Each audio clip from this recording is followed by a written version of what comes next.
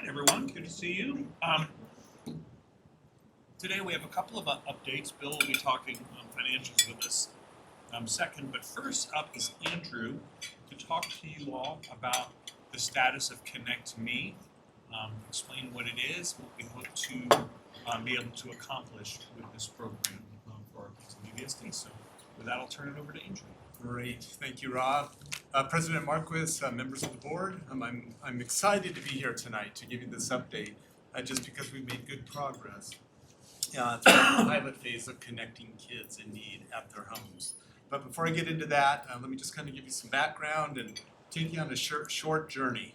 There's only 9 slides here, so don't worry, I'm not going to be going through many slides tonight. Yes, exactly. Okay, so the big picture, how did we even get started in this district looking at the digital divide and the homework gap? It was really rooted when the district signed on to Future Ready Schools, which is a national program that basically helps you with processes, take your school into the 21st century, into the digital age. That was kind of the roots and the foundation. There's really 3 components to the digital equity picture that we're trying to solve. The first one is devices, and I think you're all aware one-to-web was really the big push to get devices, especially into the hands of kids that didn't have them through means that a lot of our other students have them. The second one is the one we're going to talk about more today, and that's the broadband access, not only at school but at home, at their home and in the community. And that third one is services to ensure community members are actually getting literacy skills in how to operate digitally. I thought that maybe Laura Van Makey was going to be here, but she is our connection back to. Great, she just walked in. Perfect. Yeah, you just take yeah. No, we're good. We're good. I just wanted to make sure she was here. Laura is basically our connection to the community and is working with grants from United Way to make sure that we are actually doing adult education on the digital equity and how to actually use Chromebooks. And through that program, United Way is giving funds to actually buy Chromebooks for the parents. It's a key part of this overall ecosystem that's happening. Also in the audience tonight is Diane Brenton, who's a BBSD employee. Diane works for Ari, and she's part of our community outreach. She also is key to this effort. Diane, maybe just raise your hand there. So these 2 ladies are helping us support the community side of what we're doing. Right, so the real question is equality versus equity. Do we have the right programs in place to help students? And what we're going to talk about here is the equity piece of this. This is to get internet to the homes of those kids that don't have it for other reasons. So how have we attempted to do this over time? Our first attempt was mobile hotspots, which are used across the nation. These typically are checkout devices. They hook to cell towers, and then they provide internet. The problem in Lafayette when we started to use this was that the cell phone coverage is poor in those neighborhoods that most need this connectivity. Well, when you think about it, if you're a for-profit company, you're going to put your cell towers where the most customers are. And if you can't sell in these neighborhoods, you're not likely to locate towers in those neighborhoods. And so it works in some areas, it doesn't work in other areas. So then we moved on to Boulder Housing Partners, and some of you I think were around when I gave the okay to run internet into Broadway East, which is one of the 11 Boulder Housing Partners facilities. We lit up that facility. When I said lit up, we turned on internet, and about 60 students there were connected to the internet. This is the one where the FCC came in, and they basically said, hey, you can't be doing that because of E-rate. And they said, if you want to file a waiver request, you can. I'm going to talk a little bit more about that a little bit later. But long story short, we shut off BBSD Internet into that development, and we have got a temporary agreement that's been in place for 3 years with UCAR, and they are feeding a separate internet feed through us to that housing development. So those 60 kids are still connected out of that development, but it's not a sustainable long-term approach. So what we're really here to talk about tonight is the pilot we've been running for 3 years now with a company called Livewire. And this is a public-private partnership. Think of Livewire as Comcast CenturyLink, except they do internet over the air, wirelessly. And they were interested in talking with us because they did not have a big footprint in the Boulder, Lafayette, Louisville area. So they wanted to establish that footprint. They were doing a little bit of work with the city of Boulder or the city of Lafayette at the time. We needed somebody that was willing to provide free internet to the students in need.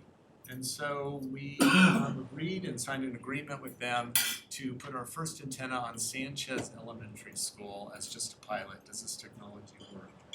And so Sanchez has been up and running. I'll get into the details just a little bit of all the schools we've done and what our plans are.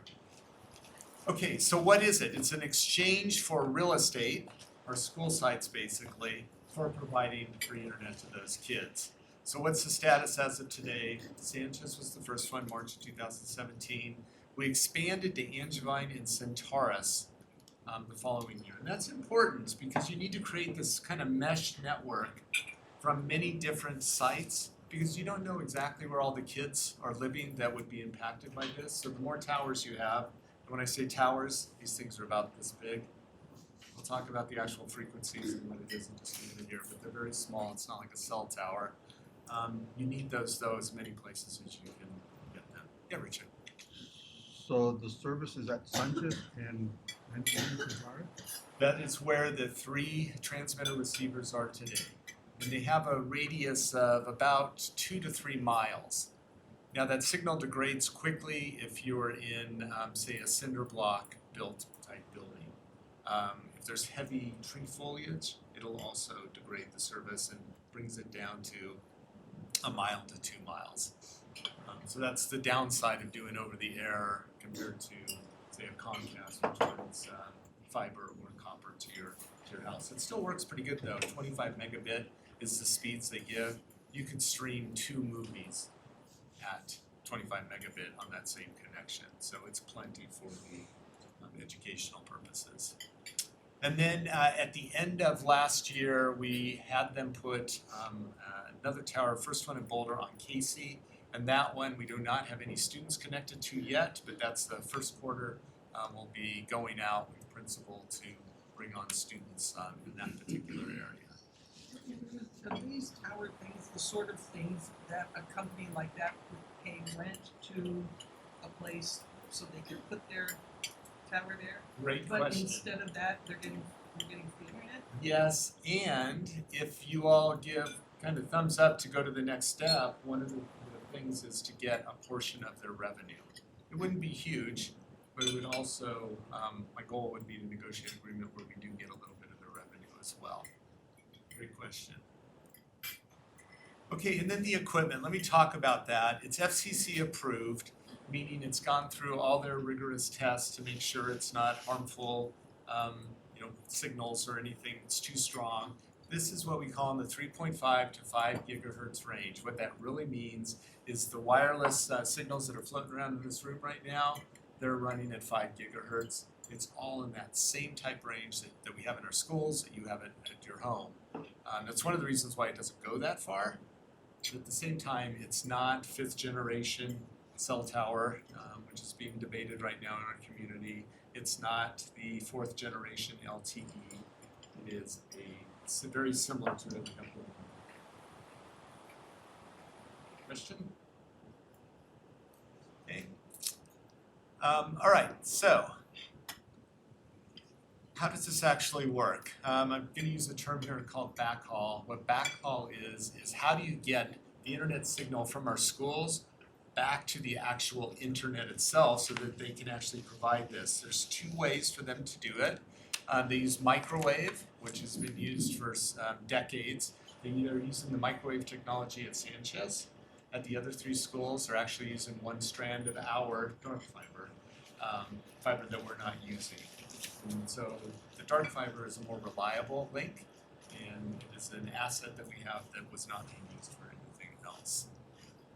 So to do this, we also had to get the voters to pass an override, a law, Senate Bill 152, Some of you may remember this. The city of Longmont was the one that was most famous for passing this when they wanted to do Nextlight.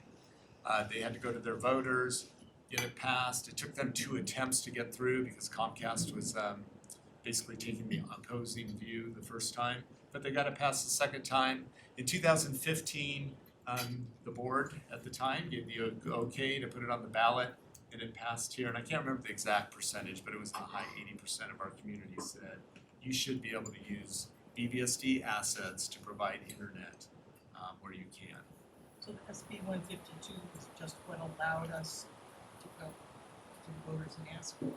Correct. So that bill was actually written to prevent governments from competing with the CenturyLinks and Comcast.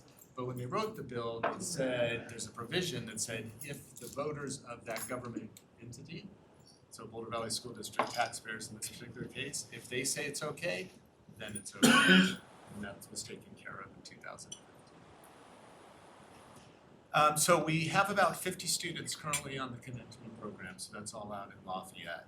And it's gotten as high as 60, but right now it's at 50. And part of that is just the outreach to make it happen and to really get the energy behind the program. It's a lot of word of mouth to get this out because we cannot and will not give Livewire a list of our free and reduced lunch students, but they can come to events at the school. They can have their little signs saying, hey, we're gonna sell internet. If you are free and reduced lunch eligible, come talk to us because we have a special program. And then they do all the vetting for that, and Livewire goes out to the home and does all the installation. So there's no additional demand on my team or anything we have to do to get it. What kind of vetting do they do? You said they do all the vetting, what does that look like? So when they, let's just say that I'm free and reduced eligible and I come up and I say, hey, I'm free and reduced eligible, how do I get the free internet? They have to show the appropriate paperwork to Livewire that says, yes, they're actually free and reduced lunch eligible.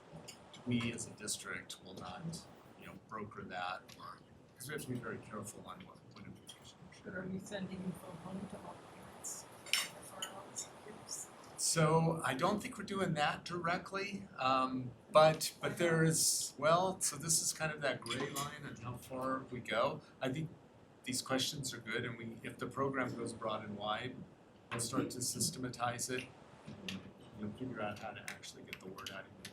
The best communication though is word of mouth. So when one gets it, they talk to each other, and then that starts the process. But what do they have to produce? Do they have to produce pay stubs? Not pay stubs, I think there's some kind of form, something that they have from the government that says that they are eligible. In all honesty, I've never They seen. don't get a form. So I don't They get a form know, at the school, but they don't get a form to take home. great question, I don't know the details, but We used to send a letter home, a free and lunch approval letter. Now it can be found on Infinite Campus portal, but it can't be found all year round. There's a period where you must get it and download it and save it either as a PDF. Sounds like something that we can fix. yeah, I think it's Easily. something we can step back and definitely see how do we make it more effective and efficient. From that perspective. Okay, and then an interesting one, I'm gonna pass around a document, I've highlighted a couple lines here. So last year, the Congressional Government Accounting Office, which basically looks into federal government programs, they started to look into this, and I got a call last year from the GAO basically saying, hey, we wanna know more about what you did first with running internet into the homes at Boulder East, Boulder Housing Partner Complex, and then what you're doing with Connect Me. And they issued their report, and in the report, it basically says the FCC should go back and really look at the E-rate question. What is E-rate? I made an assumption there I shouldn't have. Yes, so E-rate is a program that subsidizes schools and libraries' internet. And it's based upon your free and reduced lunch count. So for Boulder Valley, about half of our internet bill is paid for by the government through the E-rate program. So how does that apply to libraries? Same type of thing, when libraries get their internet bill, they can apply for the E-rate reimbursement, just like we do. But they don't have food and reduced lunch. So no, and the libraries are probably on a different scale. I'm not familiar with the scale they use. It's just schools like us, it's based upon how many free and reduced lunch kids you have. So Denver would get a higher percentage paid for than what we do. And by the way, that fee is generated off your cell phone. If you ever look at your cell phone bill, there's a bunch of fees on there. One of them says the Universal Service Fund. That is the E-rate fund that pays into this and creates the revenue stream for us. For us, it's about $40,000 a year that we get back from the federal government on it. So I only bring this up because there's national attention on trying to close the digital divide. The line I've highlighted here in orange, it says there's 2 school districts that have filed waiver requests with the FCC. We are one of those 2 school districts here. Yeah, it's in Virginia. I don't know the exact district, but it's in the state of Virginia. And Microsoft is working with them on an over-the-air equivalent of what we were doing at the time. This is the full report. You can get it if you really want to get into the nitty-gritty, but it was very thorough. Okay, so that's the Livewire public-private partnership. So what are the next steps? This is where we're headed. We just want to make sure that we're in alignment with you. Your questions are answered. You know, if you have any concerns, that we're made aware of that before we do anything to broaden this program and really go down the path of inking a contract with Livewire that is sustainable. It would probably be a 10-year non-exclusive agreement with them. When I say non-exclusive, if there was another provider that wanted to come in, we would certainly be open to talk with them as well. So first one is formalize that agreement, implement a revenue sharing piece of the agreement with them, finalize and implement the plan to actually install. 55 schools will take us time to go through. It will take Livewire time to go through and do this. So we're thinking it's an 18 to 24 month rollout to do it district-wide. We would prioritize the neighborhoods that are closest or most impacted by free and reduced lunch children. We would probably go and finish out Lafayette first. Think about where the homes are on the east side of Lafayette, which is where we do have pockets of free and reduced lunch eligible students. Peak to Peak is right by there. Justice High is right there, and we have fiber going into that Justice High building already. And then Pioneer would also capture a piece of it. Then you think of Ryan on the other side, on the border of Louisville, there's also a pocket over there. So, number one, get Lafayette completely done. Second, go to North Boulder, and then to build on the early successes that I think we're gonna get out of Casey, and go to Columbine and Crestview. And then we'd evaluate as we go to figure out what the next areas are. There's a pocket in South Boulder we know we need to go to. There's actually one in Louisville off of South Boulder Road that we want to make sure that we do as well. So Columbine, Peter neighborhood to Columbine is all of Belmont, all the way to by the post office and on Belmont Road. Yeah, but where it splits on the Pearl. Like there's all those mobile homes parks there. Yes. So if you were to set up in Columbine, how would it reach?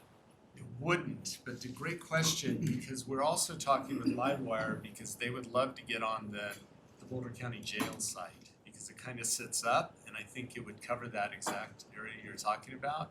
Our fiber goes down, not Valmont, I'm pulling a blank, but it's close. And so if we get the thumbs up to just continue to move forward, we'll be working with the city because we can partner with the city who has fiber all over that area as well, maybe the county. And if we can figure out a way to get a tower up there, it would help us. Related to that, Livewire is also working with Boulder Housing Partner on a couple of their buildings to move forward as is today. So every place they put one of their towers, it creates a bigger mesh network. It allows us to cover more and more students in need. All right, that is the presentation. Happy to answer questions or. So the age range we have for the one-to-one program is from 5th grade to 12th grade. Yes. Are we providing computers to kids in K through 4 to take Two items there. First off, no. That does not mean though that there aren't one-off cases, right, where the principal is working with families and there are Chromebooks going home, but there's no systemic program. I think Rob has mentioned the Cart to Web program. So we've got language that I think is going to be coming to you in early March that would basically take away the 5th grade from one to web, and we would say elementary would be Cart to Web. Except in one rare case, which is Meadowlark, where they do the co-teaching 5th and 6th, right? They're already one to web at that level there. And I think it would clean things up a little bit in all honesty. It would basically say elementary is basically no take home. And there's no, gray area at that point. Yeah, that was the one question I had. And then the second is, what additional things can we do to help parents who might be less computer literate on managing screen time and coaching their kids on how to do a Google search? I think those are really hard things for kids. Yeah. And I don't, I'd hate to be just enabling video games across the board of my school district. Me too. The good news is with Go Guardian, which is on the devices that go home, it's restricting that already today. But I think more importantly, the digital wellness work that Sam and her team are working on right now. I've seen an early draft report of that, but I think that'll give us a framework to be able to have those discussions and to really build out the program on how to better support our families around screen time and gaming and a whole host of other things that go on the devices. And then my final question is, because Boulder, in the area that I live, tends to be sensitive to things like cell towers or wireless other sides, to what extent can we just let Sensitive people to know what? that this is the plan? What? Sensitive to what? Cell towers. So there, some people don't want a cell tower on Fairview. They don't want a cell tower. Yeah. There will always be, I think, some of those parents, we will definitely have some written information that talks about the frequency of these. The good news is these towers are really small, so they do not look like a cell tower by any stretch of the imagination. They do stand up. There's one right across Arapahoe right now that shoots a signal over to our building, so we can test and make sure it all works. And it literally is about this high. So it's all because of short range, right? Cell towers go miles, many miles, and this goes just a couple. I guess the question would be, Tina and the board, what level of information would you feel? To what extent do you want us to share information? Do we want to correct concerns, questions? I think this is all part of this bigger discussion, because this is including we want to make sure that we're all comfortable with, because after we sign a contract moving forward, then that's kind of after the fact. If folks come out and say we didn't want this, That's what I'm worried about. So if there's any way to come up with a summary on why this is safe, why this won't increase cancer rates in the community, whatever the misgivings are, and the misgivings will do. So it'd be nice just to upfront address them and compare them to what's already in place in the neighborhood and making sure that it's separate from the 5G movement, which is getting some resistance in other state houses. Yes. So I'll work with you on Yep, so let's wait, and we can bring something back to you all, and then, before we even sign a contract, we'll come back to you. You could, I think you could assign it, but I would rather have the board sign off on it. Yeah. So it was That's very right. people understand. Speed or service impacted by number of people using it sometimes? It could get to the point where it's too saturated, which is true with any internet service provider. And, in the contract, we would put performance guarantees in there to make sure. It's interesting how much capacity they can run over one strand of fiber. So they're right now doing a gigabit, which is a lot, both up and down. So without getting into all the technical, they use different colors of light, basically. Downloads go one color, uploads go the other color, and they go simultaneously on that same strand of fiber. And so if we needed a second strand, we could certainly look at that. If Can you say a little bit more about the adult literacy, computer literacy program? Yeah, the program out in started in Boulder and Lafayette, and it is really to bring in the community members who are interested, parents of our students, to go through basically a program that teaches them how to use a computer. It's all taught on Chromebooks. A lot of them don't even know how to use a mouse when the program starts. And then they create presentations, they share. I've been to a couple of the graduations, they're very emotional and exciting because by that point they've gone through a lot of the hard learnings and they're realizing that wow, they've got some skills. They teach them about Infinite Campus, and then at the end they get their Chromebook as part of the graduation ceremony. That's the part that United Way funds. Now, before United Way was funding, was the district funding it? So you have good memory. So there was one class when we were trying to just get something started that we funded just to get it going. But we haven't done that for a couple of years now. So what happens to that program if United Way or whomever's funding it decides not to fund it anymore? Well, and I think that would be a discussion here, right? I certainly would come back to Rob and we would have the conversation. Should we be funding this? Is there another way to fund it through community schools possibly? Is there another grant that we can go out? I certainly don't want to see the program go away. How much is that program costing now? I do not have those numbers handy, but I can certainly get it for you. See, those are the kinds of things that we need to start thinking about institutionalizing in our budgets. That's why I'm asking these questions, because I think we need to make sure that it just doesn't go away once the soft money goes away. And on the other hand, I think it's anytime we can get something else to pay for it. No, I understand that. Teachers. But Do you know what? So I do support tax increases at the state level and mill levies and things like that. To have we also have some general fund dollars that we might be able to move to something like that. But to me, it's a community issue, so as long as United Way's willing to step up, I think that makes good sense to have that community partnership.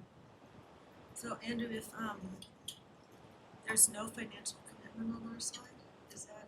Our commitment would be, so let's just assume we did a 10-year agreement. So any of our fiber agreements that we have with other providers, they typically run 10 years. And that's because there's a commitment on both sides. Our commitment to Livewire would be the infrastructure that they run on is partially used in our fiber network. And so it would be a 10-year commitment with them. They're typically written 10 years with a 10-year extension on them. That's how I believe all of our other ones are written. And we'd probably bring back similar language to them. Will there be a line item in the budget that this will cost us? No. And you I know you're probably aware of this, they're thinking of block granting all the money, including the E-rate. Are we dependent so much on this program if the E-rate money goes down or goes away? Is that an No, issue? because this program, great question. This program completely runs on our fiber network, which was funded entirely by the bond. The bond, I think it was 2007, 2008, somewhere in that period. And so there's no E-rate. So I have to stay clear of that, right? If there was E-rated equipment or fiber, then the FCC would say, no, you can't do it. But we're clear on that side of it as well. So does that mean that we couldn't sell our fiber for other uses? So any fiber we commit to this program to make sure or help kids get online, we could not use that fiber for other needs. Now, the bottleneck is the fiber going to the individual school. There's 12 strands typically going to each school. That's where we would run out. People want to buy our fiber or lease it. They don't care about the strands going to the school. They want to get on our big ring, which has hundreds of strands in it. Okay. So I'm not too worried about that. You know, interesting enough, as Livewire starts to become a competitor in this neighborhood, it starts to solve another societal problem. I'm not trying to solve that. It is just a consequence of this program. Because they'll be able to sell internet to anybody who wants it as well. And then the whole household can use the internet, That's right? We correct. don't discriminate whether it's a student or parent or relative. That's correct. And we do not filter it. It is internet just like any family would buy from Comcast CenturyLink. It's up to them to be able to provide filtering. Now, having said that, the device student devices are filtered. But if They can they get get their their own own Chromebook device. and. Just like any Yeah. family, right? Obviously. With their phones. Yeah, right. So you chase that problem around. But it's a clear distinction that it is not a BBSD managed internet connection. So we, whoever's leasing fiber from us, if we need to use it, we can get that back at the end of the lease or not? Yes, at the end of the 10-year lease or the 20-year, it gets renegotiated after 20 years, but at 10 years you can break it out of it as well. But we have some interesting ones too. We were not out from underneath Senate Bill 152, and Zayo was building out Sprint's network in the Boulder area, and they wanted to lease fiber. We couldn't do it because of Senate Bill 152. So we did a different agreement with Zayo where they put their own fiber inside of our conduit, and that was a $1.1 million infusion that actually started the Web program. We get money from Broomfield, from the city of Boulder, Louisville. We get money from the county as well on fiber agreements for different things. Then we swap fiber sometimes, so that when we ran internet into Boulder East, the city needed fiber to a police station that we had fiber running right by it. And so we just swapped them, so it was not, there was no monetary transaction, it was just like kind for like kind. It's interesting. Yeah, it is the fiber network we have is a huge asset for us. We wouldn't be able to do any of this if we did not own our fiber network. Controversy over the tower at Fairview. What tower is that? That, can't remember if it's AT&T or Verizon, and I don't know the outcome of that. Rob Price might know the outcome of that. We do, it was AT&T. They were insisting that contract gave them the ability to unilaterally modify our multi-million-dollar facility. We said, no, get your stuff out, and they said, we'll do it at the end of this year.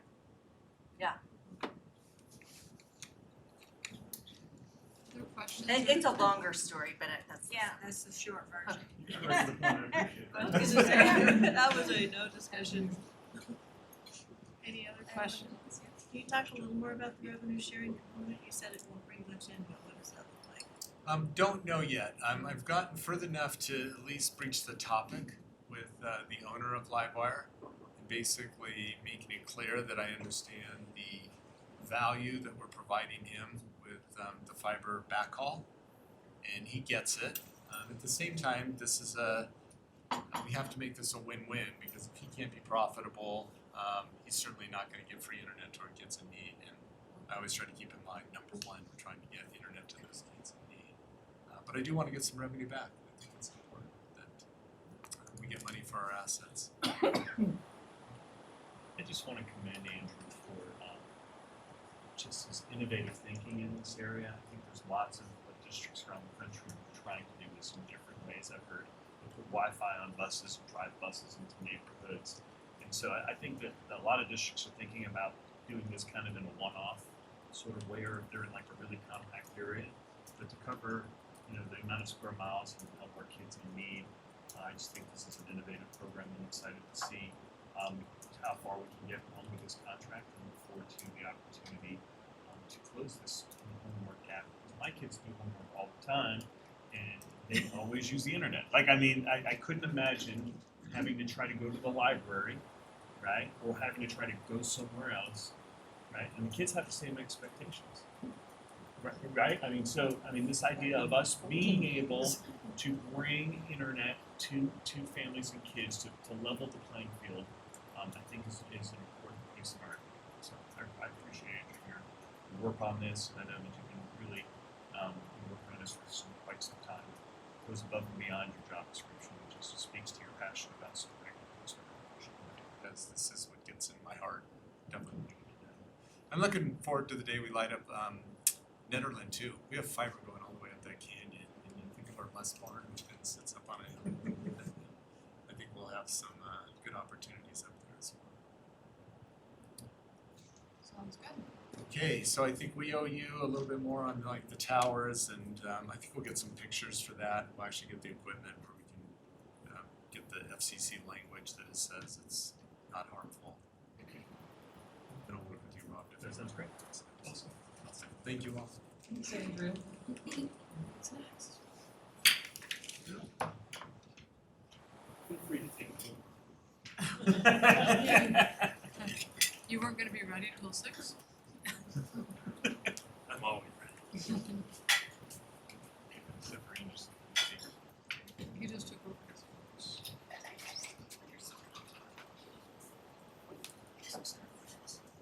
So you get a log? Okay.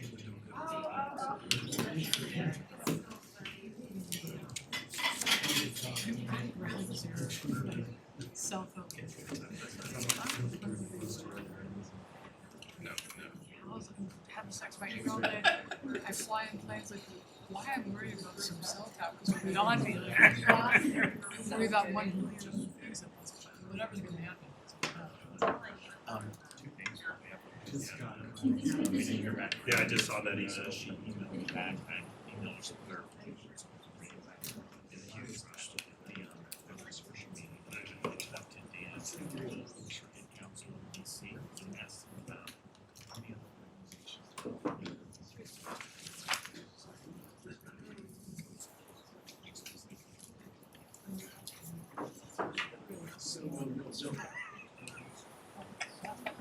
There you go. They'll just need to log into my When you computer. except for the data, that's how it's going back there.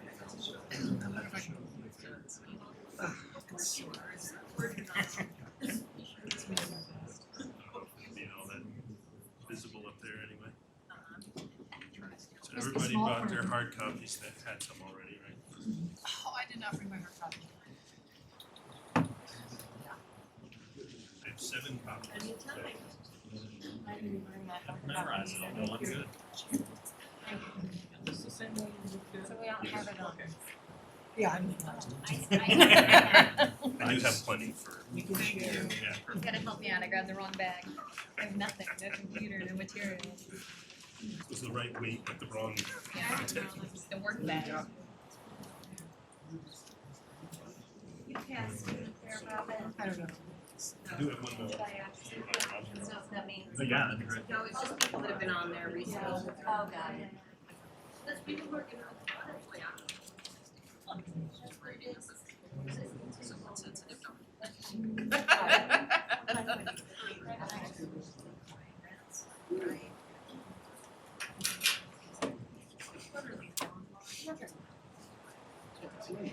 Oh.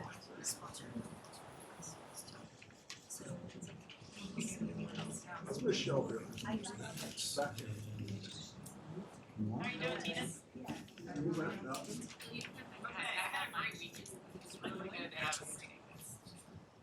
Went to Santa Barbara.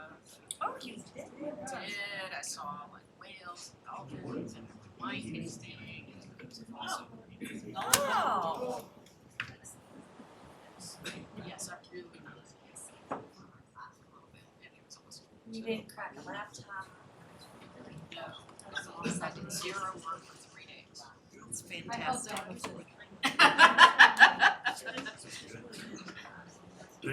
Terry probably was like that very much. I went to Elsie's. Oh, nice. So I believe it. We're sending Yeah, we need some pine trees. Palm trees, ocean. It's awesome.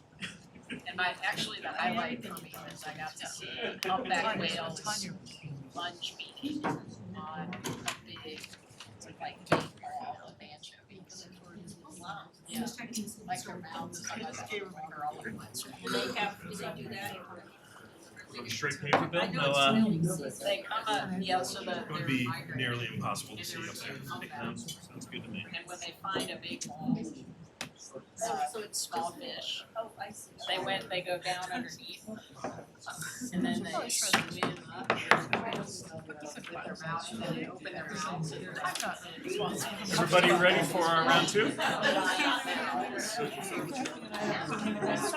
goodness, that's it. Do you have my name tag? I didn't even look. Neither did I. Yes. No, I mean, it's Here we go. Because Bill wouldn't know.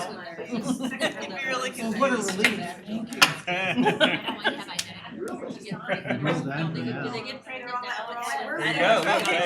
Who am I? Everybody try, okay, good deal. Sometimes I put my name tag on upside down. They have their babies in the south. Okay, everybody, I think we're ready for Bill to get started. So, what we have is this is important stuff down here. So we have the second quarter financials, so it's up through December 31. And the mid-year analysis, this is one of the components of budget development. So it's both current year activity as well as a component of budget development for next year as we look forward into where we are, where we expect to be at the end of the year and going into next year. So we'll start with the second quarter financial statements. It's 46 pages long, so I will go through it a little quickly. We did go through it in depth with the audit committee last week, right? Yeah, last Tuesday. So, time flies. A long weekend threw me So it off. just seems longer ago than that. Yeah, doesn't it? So we did spend some good time going through it then with the audit committee and as our normal process would be. So I will go through it a little quickly. Certainly if anybody has any questions about anything, stop and we'll see if we can dig into it, or we might need to bring that back as an RFI potentially.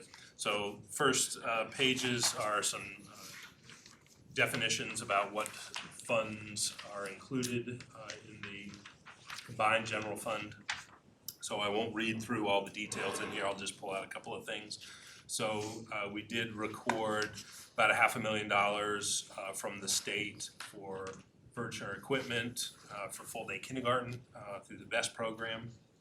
So that wasn't there in the prior year, so that was You're on page 4? Yep. And then all other revenue categories are essentially in line with budgeted expectations and historical trends. And I'll point something out on the detailed numbers when we get there. Page 5, the last paragraph, or the second paragraph down from the top. So we are in a cash deficit position as we begin borrowing from the state interest-free loan program. We started that in November. In the spring of the year, we bring a resolution to the board as part of the requirements for participating in the program. Last spring, we got authorization to borrow up to $125 million under the program. And we have the ability to modify that if we don't guess high enough how much we'll need. I think we have done that once in the past. We had to come back for a little bit of additional authorization. But we pay that all back with property taxes when that starts coming in. Technology fund, there in the middle of page 5, so it's now all non-personnel, so equipment or some purchase services related to firewalls and fiber repairs. Page 6, athletics, preschool, risk management fund, everything is on track with expectations. With the preschool fund, we did receive some additional e-care slots to apply towards preschool. As the implementation of full-day kindergarten happened, we had been using some of those slots for our full-day program, and we're able to move those over into preschool. What's our gap between slots available and slots, like the wait list for slots? I think we don't have, now that we have moved these over, do you know, Robin, that We don't currently have a list for slots. no waiting list? So we're meeting most of the need in the community. Well, it's such a small amount of time. If we know of folks who would qualify who come forward, if we don't know about them, then. Right. Page 7, Community Schools Fund. So some significant changes in community schools as we implemented full-day kindergarten and sunset the kindergarten enrichment program. We do have the preschool care wraparound services to capture the other half day of the comprehensive preschool program and the other full day since comprehensive program is half day, 4 days a week. And we continuously evaluate those programs that run through community schools to evaluate the quality of them as well as whether they're revenue positive or break even. So that's kind of the point of community schools. On page 8, we start getting into the numbers. So this is the revenue side. The only thing to point out here is that first section, the local sources, right? So that's all property tax. So we do typically only collect about 5% of our property tax in the first half of the fiscal year. So we'll begin collecting that. Bill, Yes. can we go back to the district initiated on page 7? Is there a wait list for that for District initiated. the toddler program? We said it Oh. increased for employees. Yes. Are we meeting the need there? Do you know? The program has expanded and we were nearing having to open another one. It's not widely, another section. Yeah, but that's, It's a tough program because it's very stair-stepped. And so like kid number 8 is okay, kid number 9 is a you whole have to nother open a whole section. new section, so. And it gets pretty expensive to make those leaps. We have looked at whether summertime programming is something that should be offered because it is just during the school year. It's intended for teachers, but there's been some other challenges that folks could use summer programming. And so we're And just so we don't evaluating. really run a wait list, we're just, this is like the first year we're doing it, right? So, We started last year, but it kind of started late, so we didn't get the advertising out early enough for folks to, they had to select something else. Are But we we're- subsidizing it, or is it, Yes, it is not breaking even at this it's point. not breaking even? sorry, thanks. So, page 8, revenue, not collecting the property tax yet, as is the plan, which is why we need the interest-free loan program. Next page 9, on the expenditure side, first couple of lines there, salaries and benefits, personnel costs, we're under half, halfway through the year, so we're a little under half. It's to be expected that we would be even more under half at 47%, because there are a lot of year-end payouts that are part of the total compensation. So those kind of ramp up more at the second half. Page 10, the transfers, so these all happen on an exact 1/12 basis. One thing else that I should note, so we put in the budget that was adopted in January, even though these are the December 31 financial statements, because it is the budget for the full year. So we go back and make it the revised budget that it's comparing against. Page 11, so this is just a different slice of the general fund, so it has the kind of programmatic, major programmatic areas listed down below there. Something to point out in the last 2 lines there, operations and maintenance and central support services. So these are the 2 lines that are affected by the transfer of expenses over to the operations and technology fund. And so even though it has an indication, particularly on the operations and maintenance line there, where we dropped the total budget, we didn't cut $4 million out of operations and maintenance. It was just a larger transfer of expense over, and it'll show up a little bit more in a couple of pages. So on page 13, where we take that same summary of major programmatic areas and break it out between personnel and non-personnel, at the bottom of the page there, you can see the line item that is specific to the cost allocated over to that operations and technology fund. And so that's kind of skews those comparisons from year to year as we change that transfer amount. Page 14 is a budget variance comparison, so this just shows the dollars that are transferred in between those major programmatic areas. This includes conversions or perhaps budgeted dollars that were placed in one programmatic area and needed to be moved over to another. One place where this kind of sticks out is the staffing reserve. So we put the staffing reserve all in instruction, but those positions might wind up in special ed or something like that. Page 15 is just a percent expensed of the general fund. So again, seeing that below 50% means we're on track, and it's also tracking to the prior year. So the small square at the top of the bar chart there, that was last year's expenses where we were in the prior year.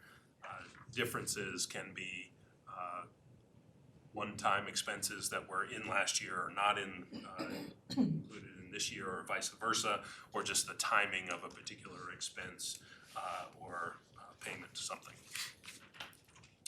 Page 16, these aren't all that super interesting. Some pie charts of expenses. These are a little, particularly on the expenditure side, they're a little wonky because the other uses of funds that is captured in there,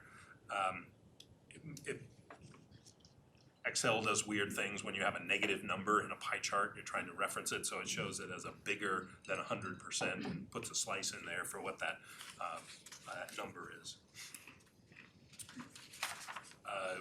Page 17, 18, 19, 20, 21, these are just all the expense revenues and expenses associated with each of these individual funds. Again, all on track and within budgeted expectations. So on the community schools fund on page 25, where you have the revenue side and the expenditure side for each of the programs that are identified. So if we look at the budget side for the infant toddler, where it's about 236,000 in revenue and about 400,000 in expense. So that's an indication of what we're doing to support that program. Again, these are things that we put in place with an expectation that we would at least break even with them. So at some point we get to make a decision of whether we want to support that as a program, as a service, and how it's funded going forward. What is the variance again in terms of the? So let's see, on page 25, in the revenue line item, the very last line of the revenue, it says infant toddler Right. childcare, and has a budget of 236,000 in revenue. And if we go down and look at the last line in the expenditure side, infant toddler, 404,000 in expenses budgeted. So is that the difference between, say, the children of faculty and staff who use it and the teen moms who use it? I believe there's like one teen mom that's in it, maybe two. So it's one, yeah, one. So it's. So that's not it? That's not, Okay. unfortunately. So then we're subsidizing almost half of it, is that? Yeah. Again, trying to ramp the program up, it has the possibility of being break even and or revenue generating. And again, part of the budget development process, we'll just have to decide how long we want to take to make that happen. Also knowing that it is a component of that teen parent program and an option for students. It's not the only option, but it's just the one that we have available. Okay. Page 26, again, just definitions of what we consider our other funds. They're just different governmental funds. Food service and transportation on page 27 there. So these are two funds, accounting funds, that tend to have fluctuations based on how many snow days we have for food services in particular, where they will have all the expenses and zero revenue on a snow day. Transportation, if we start seeing significant spikes in fuel costs or additional monitoring services, bus monitors needed on, for particularly for special ed. So those are funds that sort of we do track closely and keep an eye on, but there are also ones that we have historically made transfers at the end of the fiscal year, bring those to the board and notice them as an additional transfer required to keep them compliant with having an ending balance of TABOR. But at this point in time, they're both projected to end the year with a positive fund balance sufficient to meet those reserves. Page 28, on the top there, Student Activities Fund. So this is, it had some significant changes this year as we're presenting it, and we'll look at that a little closer when we get to the specific dollars. But as the Governmental Accounting Standards Board, they put out these requirements, the standard number 80, or statement number 84, fiduciary activity, so we have to record the revenues and expenses differently. So historically it's been an in and an out, and now we're actually showing different kinds of revenue, board approved fees, donations, fundraising, and also the specific expenditure type, whether it's salaries, benefits, equipment, supplies, etc. Bond redemption fund, so that's our debt payments for our bonds, principal and interest. One thing to note on the bond redemption fund, so we tend to end the fiscal year, June 30, with what looks like a fairly significant fund balance in there, but it's because we have to make payments in December when we haven't collected our revenue yet for our property taxes. So it's sort of we have to collect the money to keep it there for when the payments due in that calendar year, at the end of the calendar year. Can we go back to the student activities fund? Yep. Does that change something that we'll see reflected in budgets from the charters too? Do they have to change the way they're accounting for that? They don't have money in these revolving accounts because they put it directly in their own funds. So it's So they just account for it differently? yeah, they're still showing donations and different revenue types. We just weren't in the what we call revolving accounts before. It was literally an in and an out. We're holding it in trust for the schools. And it should provide greater visibility into the types of revenues collected as well as the types of things that folks are spending their money on as well. Bill, where do you record the money that's raised by school through their fundraising? In that student activity fund. Yeah. Let's see, page 29, a little summary of the building fund, year-to-date and prior years, and the projects still outstanding. Not too much detail there. Obviously, the place to find a lot more detail is on the bond website. Page 30, cap reserve fund. So we've been putting some significant one-time funds into cap reserve to take care of some emergencies and to have a little bit of a reserve in there. Most of the regularly occurring expenses out of the cap reserve fund are for bus leases and our white fleet, so all the maintenance vehicles. And then we also have some athletic field improvements and things like that that are done on an annual basis out of that fund. Health and dental insurance, so again, our self-funded program is still in good shape. The benefits committee met last week, I believe it was, to review where we are and what changes might be needed for next year in the plans. Page 32 is the detail on the food service fund. Page 33, so this is the grants and designated purpose grants fund, our governmental grants fund. So the first page here is all the federal flow-through programs, the ones we get consistent money for on a regular basis. Page 34 is the state awards and the local awards. So we started breaking these out to show a little more detail of the grants that came in this specific year, as well as in the prior year, ones that, if they change significantly from year to year, if they're not regularly occurring.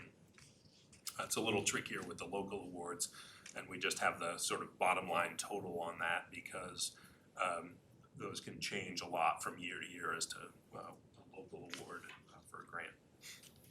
Can you explain a little bit, that expelled and at-risk student services just as high? No, I bet Margaret could. I didn't hear the full question. The expelled and student services at just as high grant, you know about it? My understanding is that grant went away last year, and then we redid some recovery around those individuals through student support services, and they're providing some level of support at justice when appropriate. As one of the network schools. So we probably got the award for it and we're just spending it out this year Yes, and then we're reapplying for next year. for next year. Would that be the same for prep then too? Only if they decide to apply for it. This is a CDE grant. So the schools apply for it? Or the district does? The And school, we're both. yes, Okay. yes and. But it's up to the school to decide? For the charter schools, Right. yes. Page 35, the transportation fund. Question is, so where would the United Way grant for the computer shop? Or is that under the technology page? United Way grant. That'd be under United Way's budget. We're not the funder for that, so I don't think we. Oh, okay, I see what you're That's no, saying, that right, comes to- right, cause that's separate, so it's not even going through us. Right. So transportation fund, page 36 is the sort of programmatic slice of the transportation fund, and again, just to see where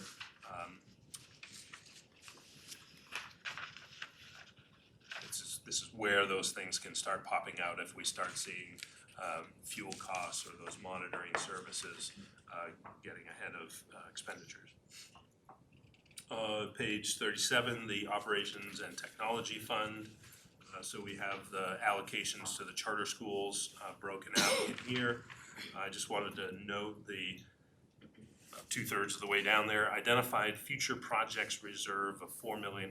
So that's the amount that's set aside for the ERP implementation. So we took a little pause on that this year. So rather than putting it in as a budgeted expense and not spending it, which we did for a couple of years, this is just sitting down there, and we'll bring that into expenses. Is that enough? What's that? Is that enough? Pretty close. Pretty close. Okay. Might be a little more. Okay, student activities fund. Whoa. Do you know what that is, what the whole ERP thing is? No, just migrate there.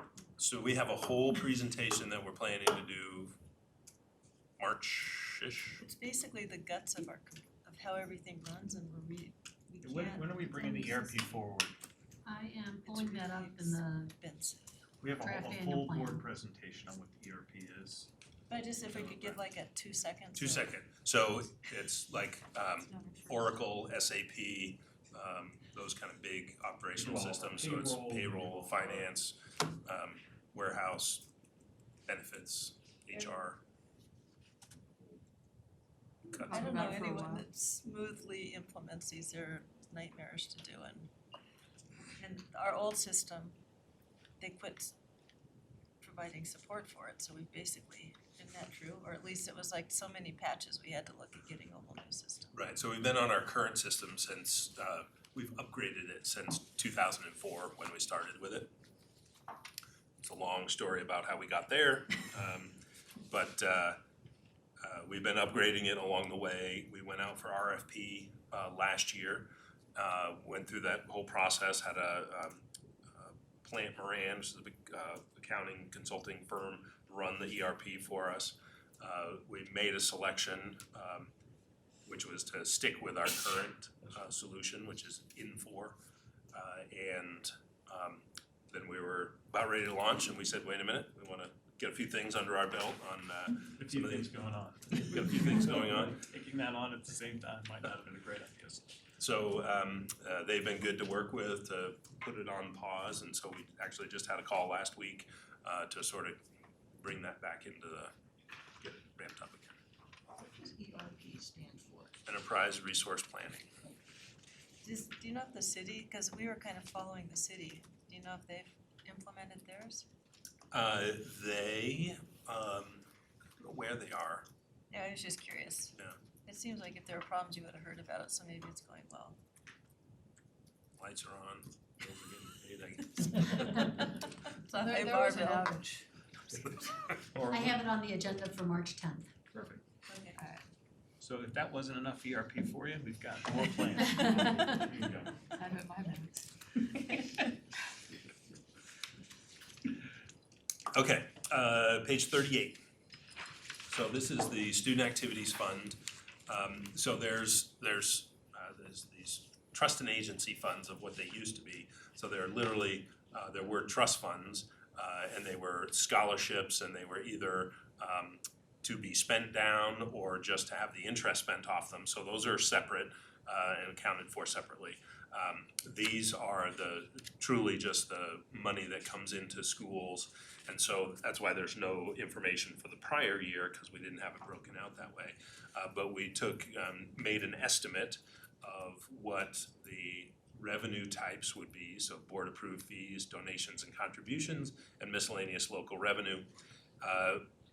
The miscellaneous local revenue is probably a little bit larger than we would like to see as far as a category, but it really gets pretty challenging to identify, like without making the list 2 pages long, sort of what that money comes in for. So this is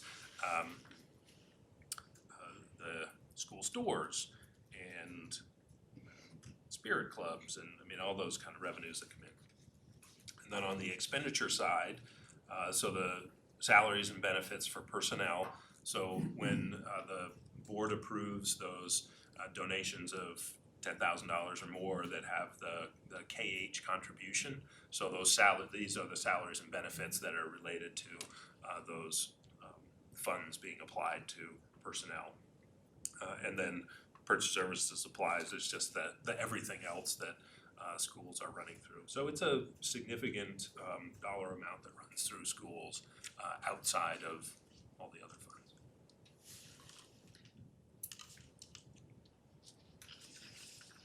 You want to say something, Kathy? I just need to think about it. Okay. I'm gonna ask a stupid question. So bond redemption fund, this shows that $49 million bottom line on the budget side. That is the fund balance, which is that indication of what needs to be paid out in December of this current year. So December of 2020, when we make principal and interest payments, we have to have that money on hand because we can't borrow for that from the interest-free loan program. I believe that's one of the prohibitions in that. Building fund, just the expenses associated with finishing out the bond program. Cap reserve fund, health and dental, page 42 and 43. Page 44, these are our investments.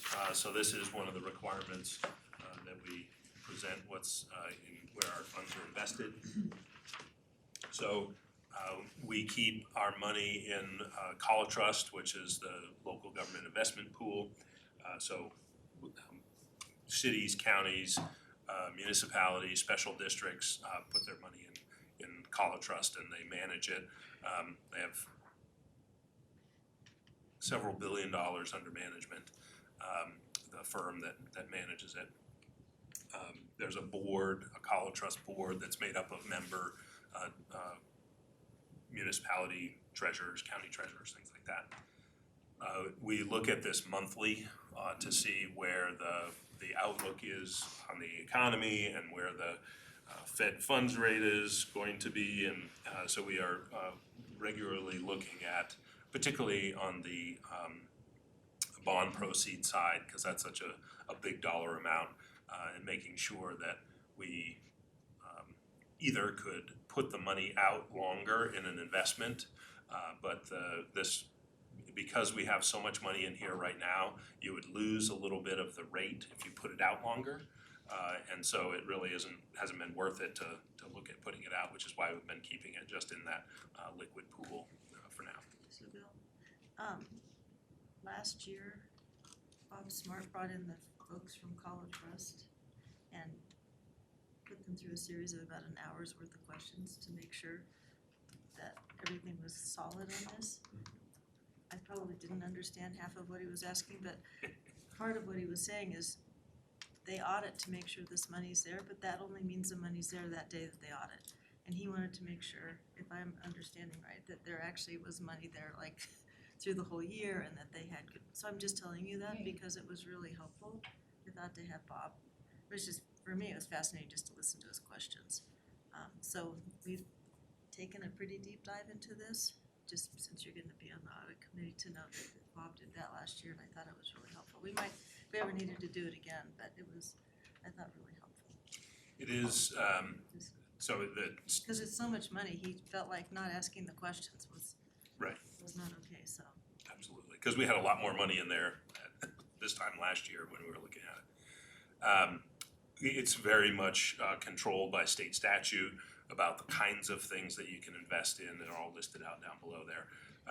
So it's highly regulated and managed really well and been around for a long time, so it's a solid place to keep our money. At the very top, just to note, the US Bank line, the money market mutual fund. So US Bank is our bank that we run our payroll and vendor checks through. So because this is the end of the month, the December 31, so any money that's running through payroll that hasn't been taken out yet for whatever reason kind of shows up in there. So that's why there's a little bit of that US Bank. I believe he also made a recommendation. Are you serve on that board or committee or? Yes, there is an election that happened. I was not successful to get elected to the board. I was sadly disappointed. There was, I don't know, 6 people running for, or 8 people running for 3 slots or something. Next time, let us know, we can campaign for you. Fair loss. How many county treasurers do you know?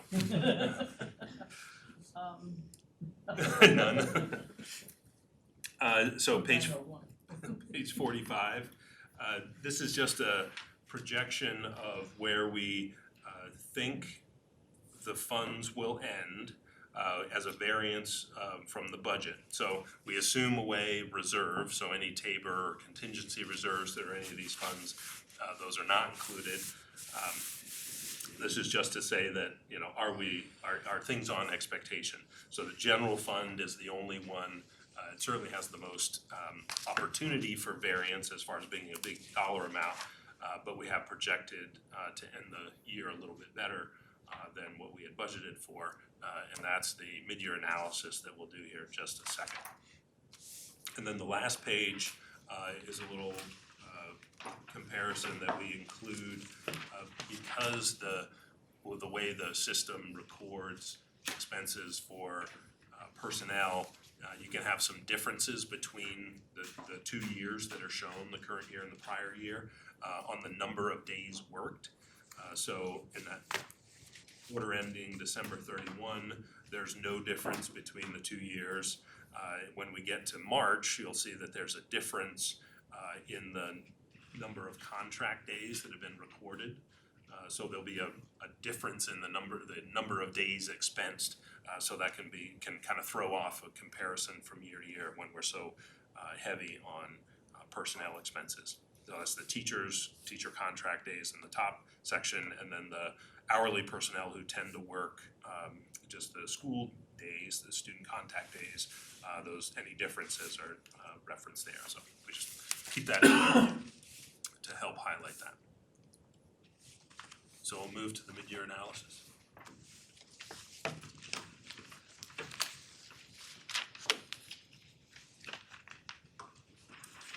So we include this page of notes, 2 pages of notes.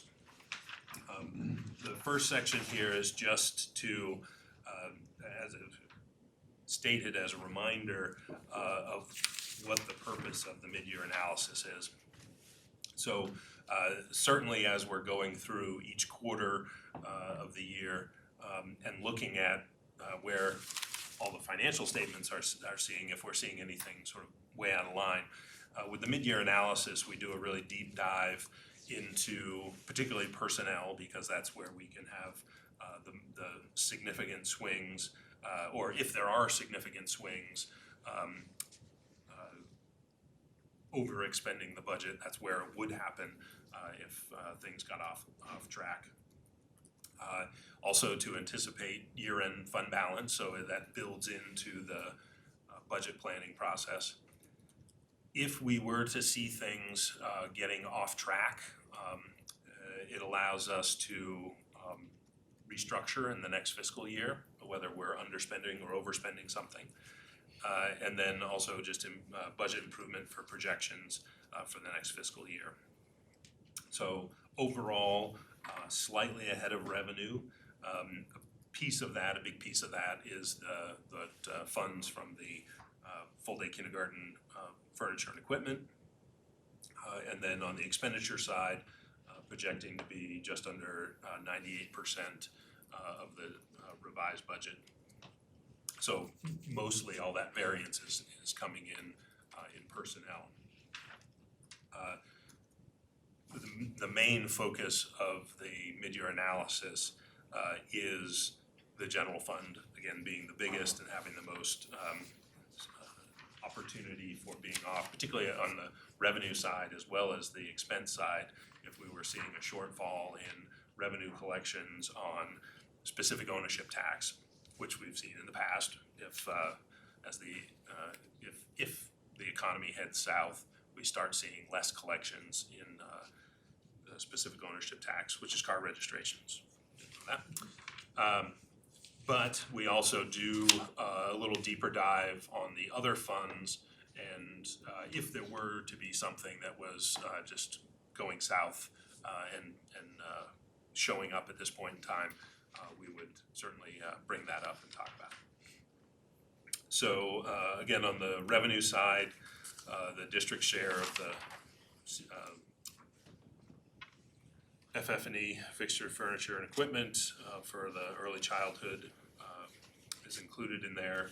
Then a little bit more on interest, the interest rates, although 1.87% or whatever that is on the investment page doesn't feel like a significant interest rate to be collecting. It was at, I think, about 0.1% at the depths of the recession. So there was a point in time when we were getting almost zero interest.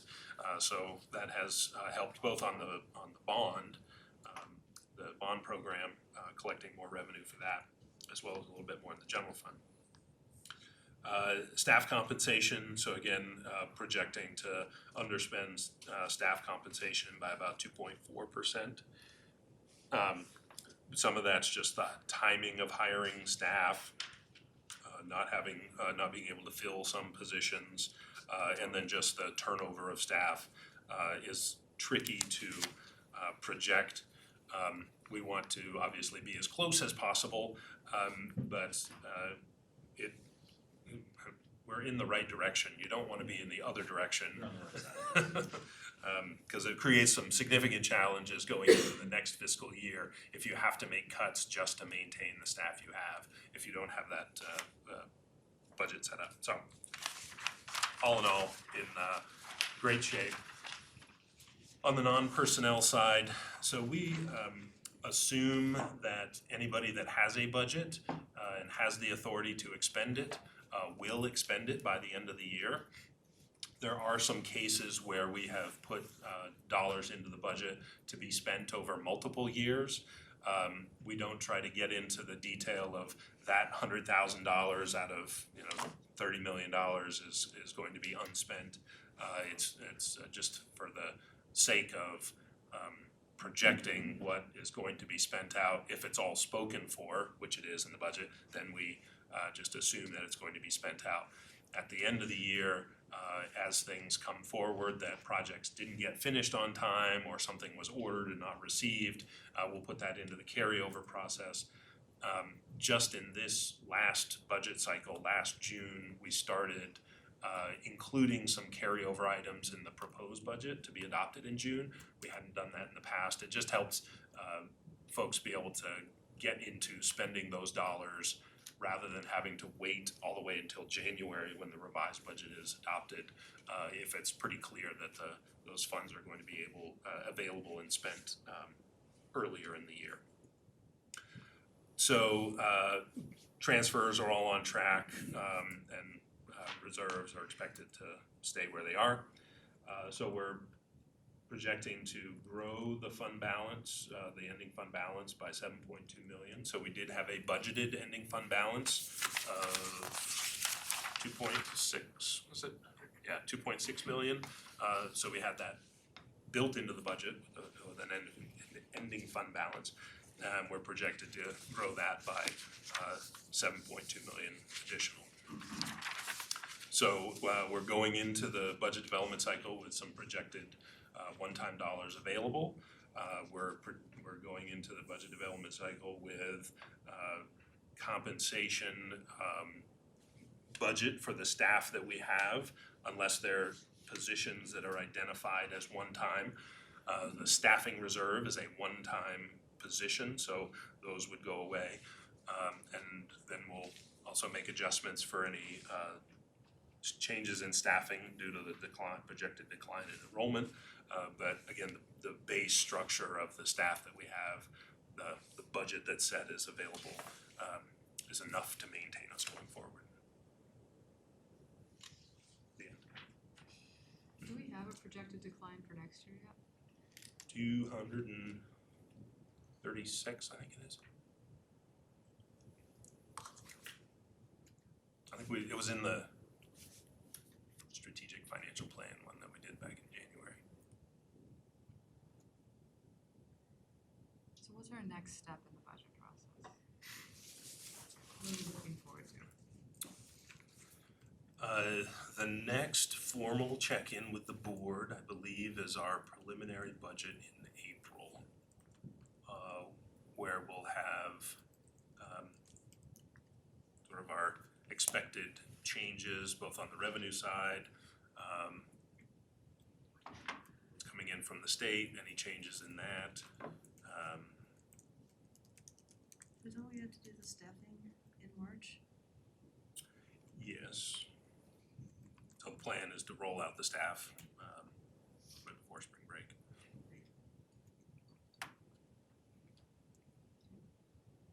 And when do we get an idea of what priorities are shifting in budgets from staff recommendation? So. What was the question? Did you say that again? That's the I buck. didn't hear you. The question was, at what point do we know kind of what staff is recommending for the budget? Right, if we're gonna be shifting things around, Sure. when do we get a preview? So, between now and April, we're gonna be having public input sessions on budget, right? I think we've shared that process with you a couple times. Carrie shared it with you last, when she was in front of the board, I think before the holiday, before winter break. So we'll be gathering those inputs. Our team will be meeting in a couple of weeks to start thinking about what the recommendations might be from staff. As a reminder, we're aligning all of this to our strategic initiatives within our strategic plan.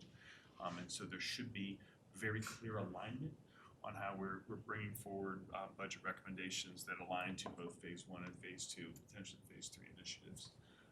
But we're also, as we're gathering input from these community groups, we're gathering input on the things that are their priorities as aligned or not aligned to our strategic plan, right? So if there is a bunch of requests or a bunch of items that somehow were missed when we did our whole big public input sessions, to develop the strategic plan, then what we'll have to do is relook at our strategic plan to see, should there be another initiative added, should, what's going on there. So that process will happen between now and April.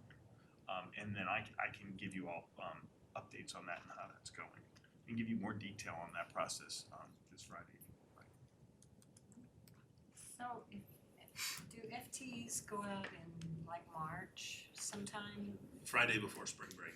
And then with the decline of the 236-ish, what areas are going to be most declined? Is it spread consistently, or is it more lower elementary? I believe it is growth at the high school and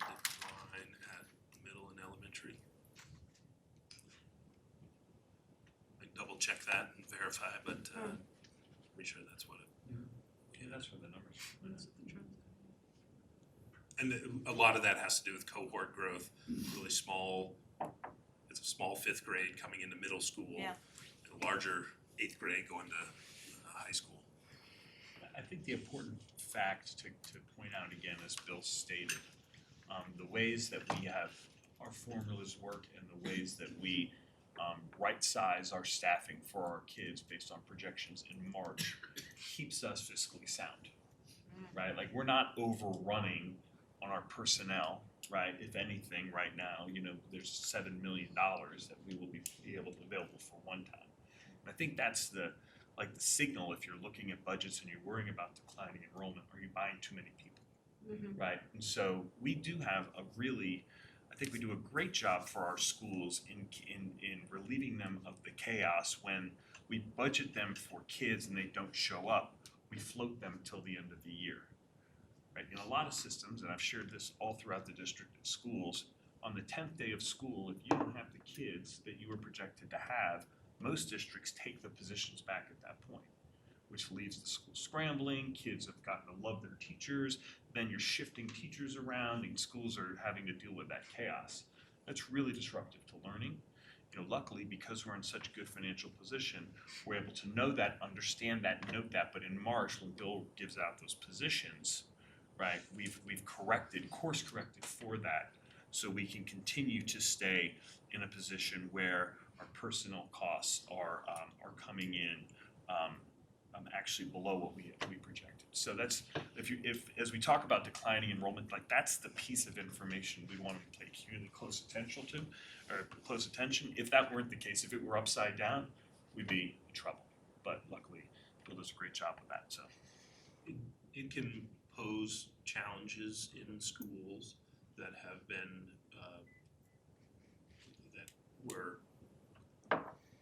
we never feel like we're overstaffed, but if you were to just run the formula, a school would be overstaffed because we've supported them for that year. And then they see a decline in enrollment going into the next year. It can kind of be a double whammy. And conversations sometimes make it to the board level of making cuts, and cutting positions when it's really kind of just trying to get back to the base staffing level. I've tried to share that as I've gone out with schools to remind folks what the reality is, that we've actually given you 8 months extra to kind of smooth the edges around that. And the other thing that you'll hear is that you have, schools have a person that they love that they don't want to see go, right? But the numbers within our current formula don't justify that position at that school, right? We try to find, great people. We try to find them homes within the district. But those would be the two pieces.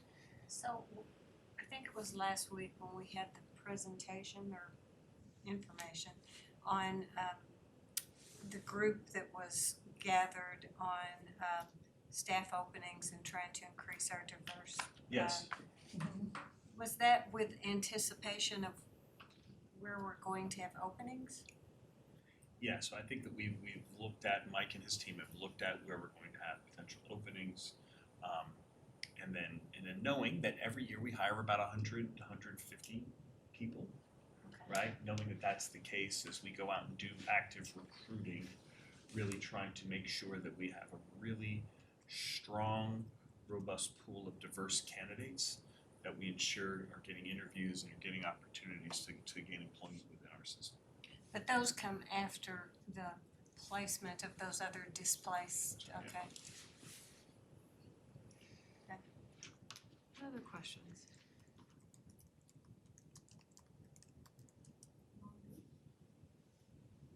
Is there anything else we're gonna talk about this evening, or? So, 2 topics for one That's it, session. all right, 6:30.